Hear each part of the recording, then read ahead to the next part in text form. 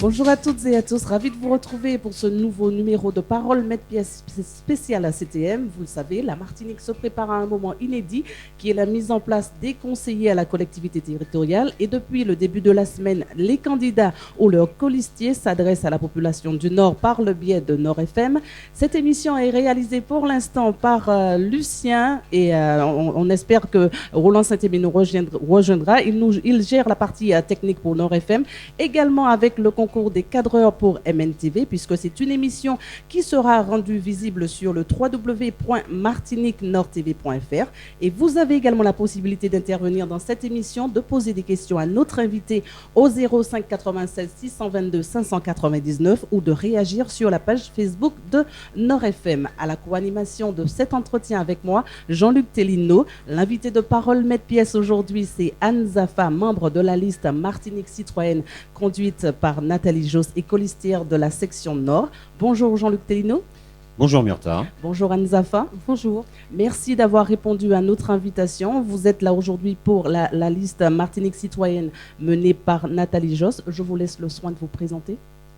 Bonjour, je m'appelle Anne Zafa. Je suis une habitante d'Ajoupa-Bouillon, mais en fait, je suis une habitante du Nord Atlantique. Rapprochez-vous du micro, s'il vous plaît. Je vais me rapprocher du micro. Voilà, puisque mon quotidien me mène entre le Lorrain, Marigot, Sainte-Marie, Basse-Pointe, Grand-Rivière et Ajoupa. Voilà. On vous connaît sur le territoire, puisque vous êtes membre d'une association du territoire Nord, Authentique Concept, me semble-t-il, Ouais. qui met en place plusieurs actions. Quelques mots. Est-ce que justement cette association vous a, le milieu associatif en général, amène justement à la politique? Est-ce que c'est ça qui vous a amené à cela? Oui, dans la politique au sens large, pas dans la politique au sens politicienne, c'est-à-dire j'ai toujours fait de la politique et j'ai jamais été encartée. Je suis toujours pas encartée à Martinique Citoyenne, personne n'est encarté à Martinique Citoyenne. Vous voulez dire? J'ai pas de carte de parti, je n'appartiens pas, voilà, je suis dans un mouvement citoyen. Et lorsque vous engagez dans une association, lorsque vous engagez en général, mais que ce soit même en tant que chef d'entreprise ou autre, évidemment vous êtes intéressé par ce qui se passe chez vous, par votre territoire et par la dynamique que ça va impliquer.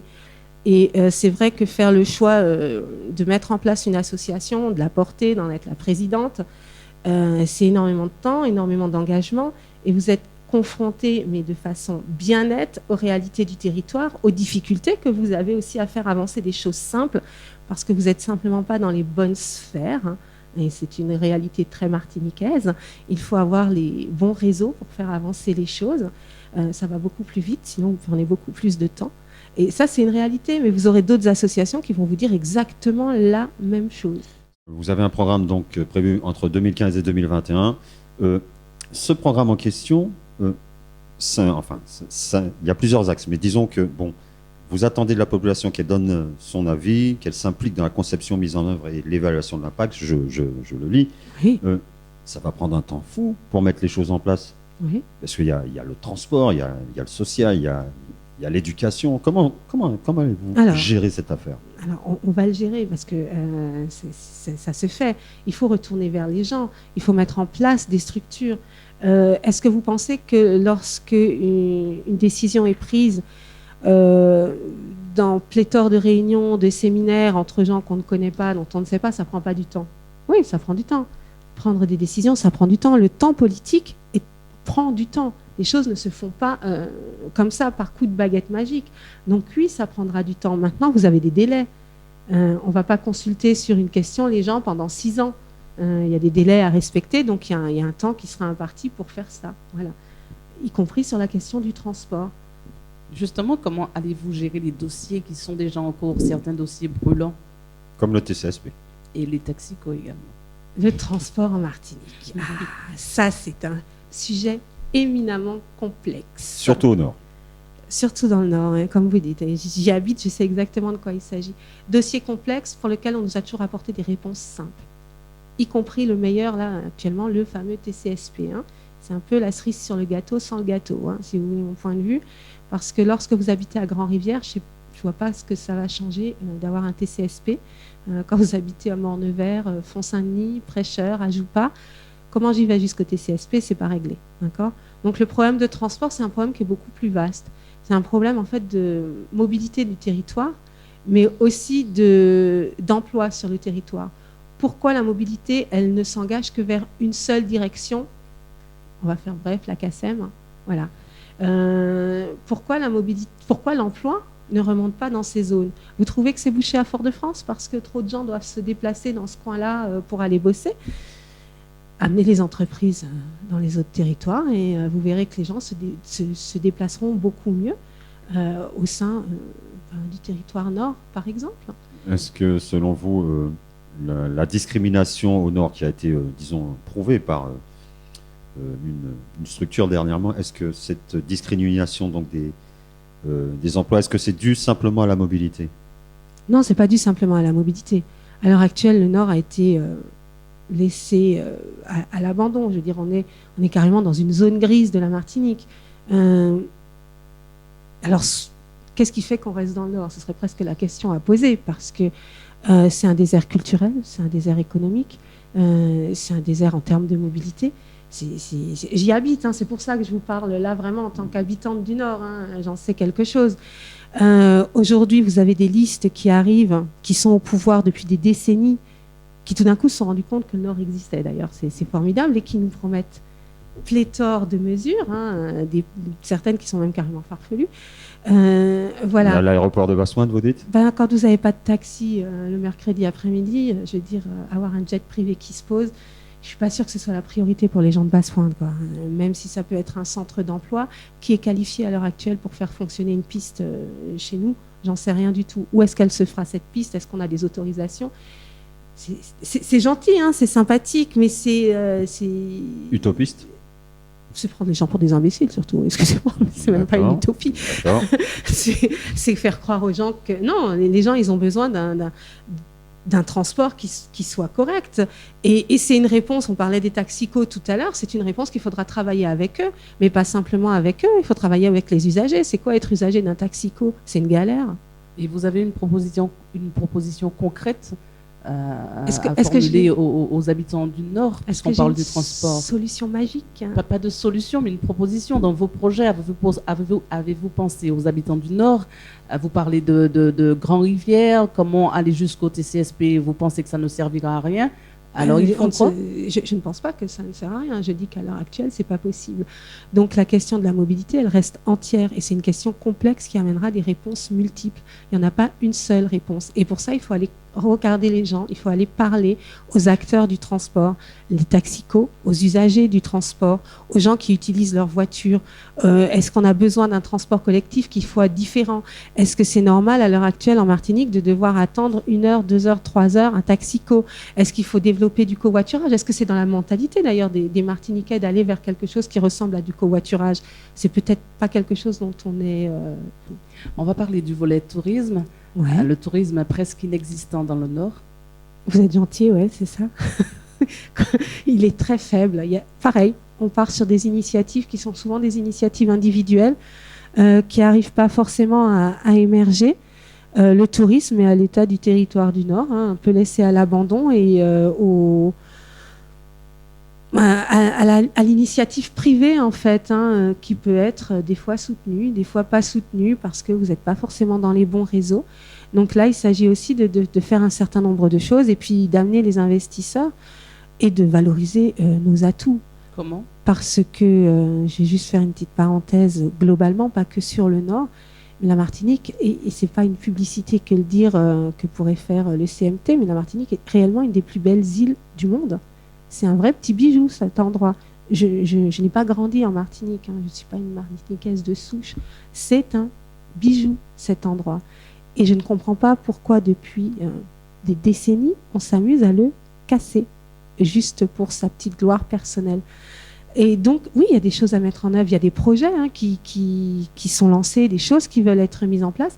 Et puis, il faut déjà aller rencontrer les acteurs qui font des choses et savoir comment faire émerger toutes ces choses-là. Est-ce qu'il faut faire un grand hôtel? J'en sais rien, je ne peux pas vous dire si c'est la solution encore. Problème complexe, réponse multiple. Vous n'avez pas encore d'exemple de projet concret?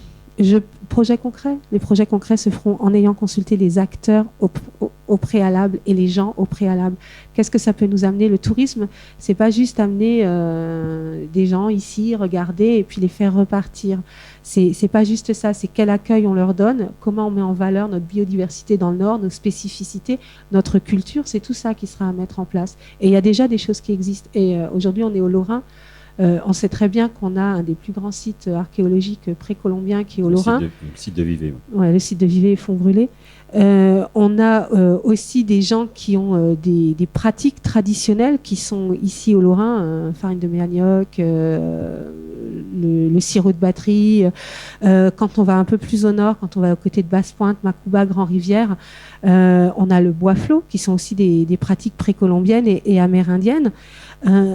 Du potentiel, on en a. Nous, la différence, c'est qu'on va s'en servir de ce potentiel pour en faire quelque chose.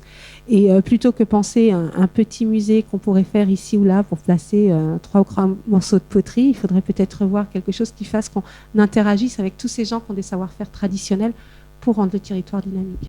Oui, on parlait de tourisme, hein, justement.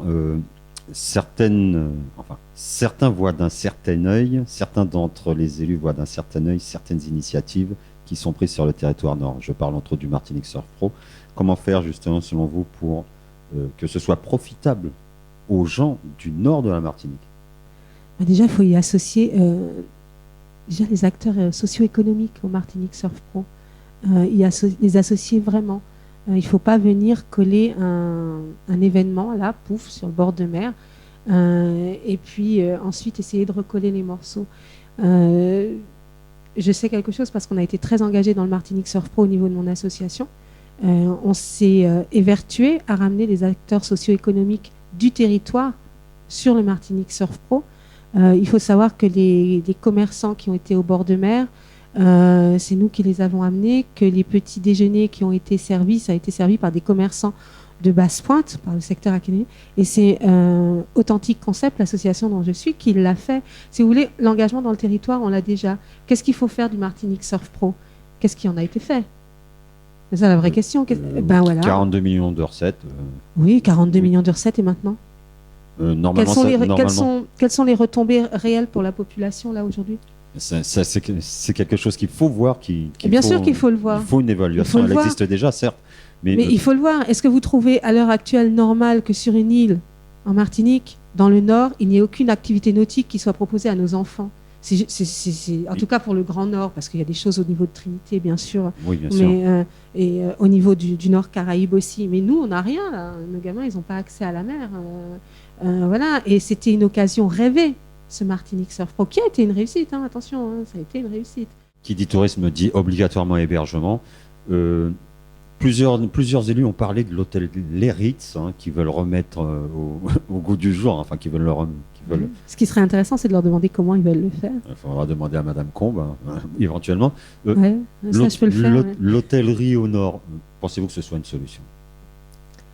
Je pense que si on compte uniquement sur le Les Ritz, ce ne sera pas une solution. Je pense qu'il va falloir combiner un certain nombre de types d'hébergement. Parce que c'est ça qui fonctionnera chez nous. D'abord parce que la pratique touristique, elle a changé dans le monde. Le all-inclusive, comme ça se faisait avant, c'est pas forcément de nouveau à la mode. Parce que les gens ont envie de se connecter le plus possible à la nature, ce qu'il y a de plus près. Alors il y en a, ce sera de façon, si vous me permettez, un peu roots. Et il y en a, ce sera dans un confort bien propre, bien comme il faut. Ce que peut amener le Les Ritz, d'ailleurs, en la matière. Mais ensuite, on peut aussi aller vers un hébergement chez l'habitant parce que, par exemple, ça peut être une solution, ou de l'hôtellerie. Le Les Ritz, on va quand même aller sur de l'hôtellerie de très haute gamme. Donc, a priori, c'est ce qui serait travaillé. Donc, il faut aussi des gammes qui correspondent à d'autres types de prix pour d'autres types de personnes. Et aussi parce que les gens vont peut-être se déplacer en Martinique et pouvoir, je fais 3 jours dans le sud, 3 jours dans le nord, donc quelque chose d'un peu plus nomade, des choses qui soient aussi interconnectées en ce qui existe entre le sud, le nord Caraïbe, le nord Atlantique. On va parler du logement, le logement dans le nord. Encore une vaste question qui est très compliquée, problématique complexe, réponses multiples. On parlait de transmission. on va parler des transmissions de la pierre. On a des réelles difficultés, effectivement. À cause des terres indivises, bien entendu. Voilà, mais problème qui n'a jamais été réglé et qui, visiblement, n'est pas prêt d'être réglé non plus. C'est complexe, c'est une question extrêmement complexe, juridiquement complexe, d'accord. Si c'était facile, on dirait que ça serait déjà fait. Les logements, oui, on amène du logement, mais ça ne suffit pas parce qu'il faut aussi amener du travail ou alors de la mobilité. Il faut amener, c'est quelque chose d'extrêmement complexe.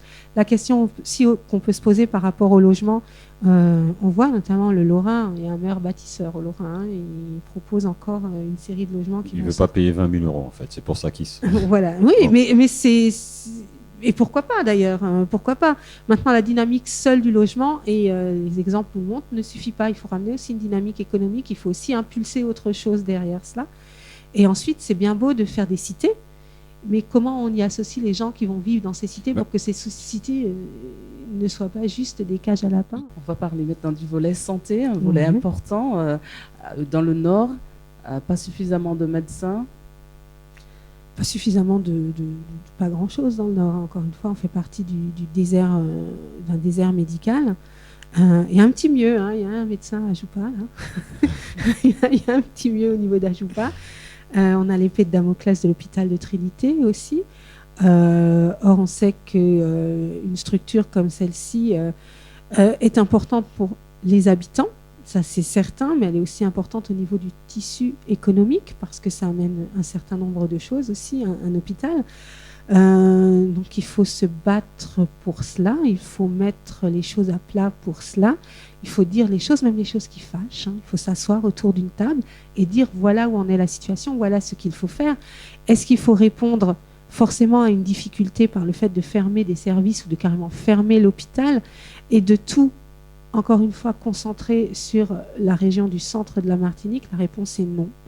On est dans le Nord une population vieillissante. Donc, on a des besoins en termes de santé et d'accompagnement de la santé. Donc, il est impératif de créer de la proximité, voilà, et de la mobilité sur les outils qui sont là. Nathalie Josse qualifiait ces bénéficiaires, enfin, ce mode de cette façon de percevoir de l'argent à chaque fin de mois comme de l'assistanat. Oui, elle n'a pas été politiquement correcte, Nathalie Josse, effectivement. De l'assistanat pour qui? Encore une fois, ça reste aussi une forme de clientélisme, le RSA. Ce n'est pas de l'assistanat, mais lorsque vous maintenez les gens pendant... en fait, c'est un revenu transitoire, en fait, à la base, le RSA. On n'y fait pas carrière, je tiens quand même à le préciser. Sauf qu'ici, le RSA, il y a des gens qui y sont depuis moult années au RSA. Pas juste par complaisance, parce qu'ils se trouvent bien là-dedans. Peut-être certains, j'en sais rien. Mais il y en a aussi qui essayent de sortir de ça. Mais lorsque vous trouvez vous habitez dans le Nord, vous habitez au Prêcheur, vous habitez à Font-Saint-Denis, vous habitez à Joupa, que lorsque le seul emploi qu'on vous propose, il va se retrouver à Fort-de-France, qui va être payé au SMIC, qu'il va falloir que vous payiez le transport, que vous payiez des vêtements, que vous payiez à manger pour aller travailler, et qu'à la fin, vous vous retrouvez encore avec moins d'argent que le RSA, en allant travailler pour la gloire, ça n'a pas de sens. Donc, il va falloir aussi amener de l'emploi au plus près des gens. Là, ça a un sens. Je vais parler de deux sujets en un, mais c'est surtout pour parler des infrastructures. Je vais parler de culture et de sport. Dans le Nord, très peu d'infrastructures pour accueillir les grands événements, notamment dans le sport. Le stadium de Saint-Pierre, qui est rarement utilisé pour les grands événements. En matière de culture également, il faut toujours se rendre à Fort-de-France pour assister aux grands spectacles. Oui, encore une fois, désert. Nous sommes dans la zone désertique, la culture et les infrastructures sportives n'y échappent pas. Après, il y a la volonté aussi des élus locaux d'impulser un certain nombre de choses. L'année dernière, au niveau du Lorrain, par exemple, il y a eu un grand meeting d'athlétisme, le meeting international, qui a été accueilli quand même au niveau du stade avec le RAN. Donc, il y a des choses qui se font. Il ne faut pas non plus se contenter de dire qu'il y a des choses qui ne se font pas. Maintenant, encore une fois, il faut changer de mode de pensée pour impulser des choses nouvelles et penser les choses différemment. Penser que tout est bien parce que ça se fait uniquement vers le centre, c'est une erreur. Il faut amener de la culture. J'en discutais hier soir, on était en réunion à Grand-Rivière avec Martinique Citoyenne. La culture, ça existe depuis que l'humanité existe, ça fait partie intégrante. Et le fait qu'il y ait peu ou pas d'infrastructures structurelles sur un certain nombre de parties du territoire de la Martinique, c'est presque à nier l'humanité des gens. D'accord ? Il n'est pas normal aujourd'hui que nos enfants n'aient pas accès à la culture. L'agriculture au nord de la Martinique. Quelle solution pour l'agriculture qui est en perte de vitesse, disons-le, qui n'est pas en capacité de nourrir la population martiniquaise? Non, l'agriculture à l'heure actuelle, elle n'est pas en capacité, les exploitants agricoles, de nourrir la population, ça c'est une certitude. Déjà, il faut revaloriser ce métier, il faut revaloriser ce secteur en termes, j'allais presque dire, d'appréciation. On l'a dévalorisé, le travailler de la terre en Martinique. Alors maintenant, il faut revenir là-dessus. Voilà. Donc c'est un beau métier que de travailler la terre. C'est un beau métier de faire un certain nombre de choses.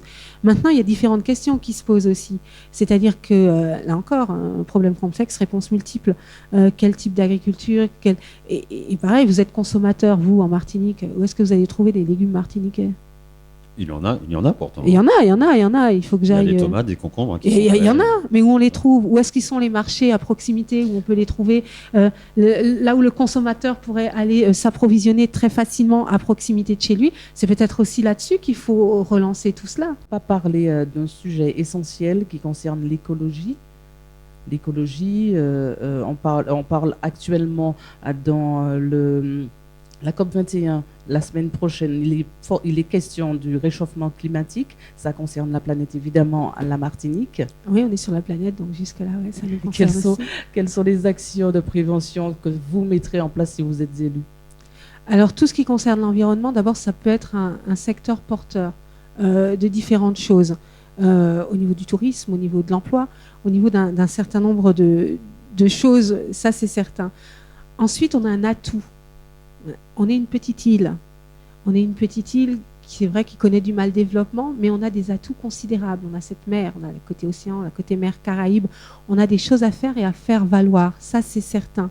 Il y a des choses à faire. Il faut être innovant. Il faut pas. Là, pour le coup, il faut vraiment oser, parce que les réponses face aux défis de l'environnement, elles sont encore beaucoup à créer, pas simplement en Martinique, mais ailleurs. La COP21, ok, il y aura les grands États qui vont décider de prendre des directions, mais c'est quand même quelque chose qui laisse vraiment une grande part à la créativité et à aller vers des actions nouvelles, parce que la réponse, elle n'est pas toute faite. Et on a encore une fois un exemple de ce que l'on dit quand je vous dis problème complexe, réponse multiple. Là, vous l'avez. Par exemple, au niveau de l'énergie, on a eu un temps de l'énergie où c'était du tout charbon, maintenant c'est du tout pétrole. Et on sait très bien qu'on ne remplacera pas l'énergie tout pétrole par une autre énergie unique. On sait très bien que ça passera par plusieurs types d'énergie qui vont venir du solaire, de l'éolien, de l'hydraulique, que sais-je encore, mais moins en moins d'énergie fossile, des biocarburants et autres. On voit bien que cela... Mais c'est la réalité pour tout ce qu'on peut appliquer sur l'énergie et sur tout ce qui est énergie propre. C'est la réalité pour le social, c'est la réalité pour le tourisme, c'est la réalité pour tout. Un problème complexe, arriveront des réponses multiples. Et sur l'environnement, c'est la même chose. C'est une réalité de territoire pour le territoire nord, puisque bon, le territoire nord, disons, est la zone en fait où se trouve toute l'énergie de la Martinique. Je parlais de la centrale de EDF, donc de Bellefontaine, des projets de territoire aussi avec l'ETM, la centrale à énergie thermique des mers qui a été présentée dernièrement, les fameuses éoliennes qui vont être mises en place au Prêcheur et à Grand-Rivière. Est-ce que c'est, selon vous, est-ce que c'est pas trop, ou bien est-ce qu'il faut aller dans cette direction pour la Martinique? Comment envisagez-vous justement la gestion de l'énergie? Il faut aller vers ces directions. Il n'y en a pas qu'une seule. Là, on voit déjà que c'est des réponses multiples. Il faut aller vers ces directions. Après, on parle de l'énergie, on parle de toutes ces choses-là. En même temps, les gens, ils vont vous dire, ah ouais, moi, quand j'habite à Basse-Pointe, l'électricité, elle est coupée tout le temps, quoi. Donc, il va aussi... C'est le cas. Et oui, mais c'est bien beau de dire qu'on va faire de l'énergie avec du vent, du soleil et tout ce que vous voulez. Si elle n'arrive pas de façon convenable au domicile des gens, ça pose des problématiques aussi. Donc, il va falloir aussi moderniser notre réseau électrique et notre réseau de transport d'énergie. Travailler avec le syndicat mixte, peut-être? Oui, travailler mais avec les acteurs qui sont sur place. Arrêtez de penser que parce que vous êtes élu, vous savez tout faire. Non, il faut bosser avec les gens qui sont sur place. Il faut poser les problèmes réellement sur la table, pas pour se faire plaisir. Et il faut aussi savoir dire, à un moment donné, si on est dans l'impasse, qu'est-ce qu'on va chercher comme autre solution? Parmi les autres préoccupations des Martiniquais, il y a le dossier Sargasses. Oui, c'est une préoccupation extrêmement odorante, hein, effectivement, et qui pose au fait des problèmes de santé dont personne ne parle, mais je suppose que d'inhaler en permanence Du sulfure d'hydrogène. Voilà, c'est pas forcément quelque chose. A priori, on n'est pas fait pour ça. En tout cas, dans ces quantités-là. Oui, le problème des sargasses, il se pose effectivement. Le problème des sargasses, il se pose, mais il se pose pas qu'à la Martinique, parce que c'est pas forcément juste chez nous qu'elles se propagent les sargasses. Donc, quelle est la coopération régionale qu'on peut avoir par rapport à ce problème de sargasses, parce que ce sera un problème de sargasses beaucoup plus large à régler. Et là, on peut travailler avec les autres départements ou collectivités d'outre-mer de la Martinique, et notamment la Guyane, parce qu'une partie des grandes, voilà, des plaques de sargasses sont du voisin brésilien. Il vous reste 4 minutes. C'est l'heure de votre profession de foi. Je vous laisse la parole. Alors, pourquoi on va engager les citoyens et les citoyennes de Martinique à voter pour Martinique citoyenne? Parce que, effectivement, si vous voulez aller vers le progrès, si vous voulez aller vers une Martinique qui s'inscrit durablement dans son siècle, qui s'inscrit durablement dans l'innovation, qui s'inscrit durablement dans le souci des gens, c'est effectivement vers Martinique citoyenne qu'il faut vous retourner. On n'a pas de solution toute faite, on n'a que des solutions qui seront partagées, et on ira vers vous avant, pendant, après les élections. On n'ira pas juste vers vous dans une simple envie électoraliste. C'est important. Martinique citoyenne n'a pas peur des Martiniquais. On n'a pas peur d'aller se confronter aux Martiniquais. On n'a pas peur de dire que la démocratie ne se résume pas à une élection et à un vote. Non, vous avez le droit d'être consulté, vous avez le droit de donner votre avis, vous avez le droit d'être acteur de ce qui se passe dans votre vie de tous les jours. C'est extrêmement important, cela. Alors, on va vous demander d'aller voter. On va vous demander à ceux qui hésitent, ceux qui disent « Ah, je ne vais pas voter le tous pourri, ils sont tous les mêmes, ils sont tous dans leurs affaires de petits compères et des choses comme ça ». C'est des choses qu'on entend assez communément. Allez-y, ne leur donnez pas raison à ces gens-là. Allez-y. Portez-vous sur d'autres listes que ceux qui ont déjà été aux affaires. Parce que ceux qui ont déjà été aux affaires, on sait ce qu'ils font. On voit que ce qu'ils font, ce n'est pas bon. On voit que ce qu'ils font, on va dans le mur. On peut choisir, soit si on ne va pas voter, on choisit d'aller dans le mur avec eux. Ça, c'est clair, net et précis. Si on va voter, si on choisit, par exemple, Martinique citoyenne, oui, on ne va pas aller dans le mur. Oui, on va changer. On va tourner le gouvernail, on va aller vers autre chose. Est-ce que ce sera simple? Non. Est-ce qu'il va falloir travailler dur? Oui, on ne se le cache pas et on le sait. Est-ce que Martinique citoyenne, on est une toute petite formation politique nouvelle, on est prêt pour être aux affaires? Oui. Les gens qui sont à Martinique citoyenne n'ont pas peur de décider. On n'a absolument pas peur de ça. On va vous consulter, on n'a pas peur de décider, de prendre en charge, d'aller vers, et on n'a pas peur d'être évalué sur ce que l'on fait. Voilà la différence avec tout le monde. On peut vous faire un catalogue de projets, comme tout le monde, c'est magnifique. On peut vous faire une pile d'actions à mettre en œuvre. Non. Ce qu'il faut aujourd'hui en Martinique, c'est tisser du lien, tisser des synergies, faire des choses qui font que ça fonctionne ensemble et pas autrement. Voilà ce qu'il faut aujourd'hui en Martinique. Et là, la meilleure liste pour ça, les meilleurs acteurs pour ça, je dois le dire, pour les côtoyer depuis quelques mois, c'est Martinique citoyenne. Merci Anne Zafa. Je rappelle que vous êtes colistière de la section Nord et vous êtes également membre et surtout membre de la liste Martinique citoyenne conduite par Nathalie Josse. Merci Jean-Luc Tellino. À la réalisation de cette émission, c'était Roland Saint-Imé. Je rappelle que demain, le Parole Mette Pièce spécial CTM recevra Serge Letchimi qui est tête de liste de Ensemble pour une Martinique nouvelle.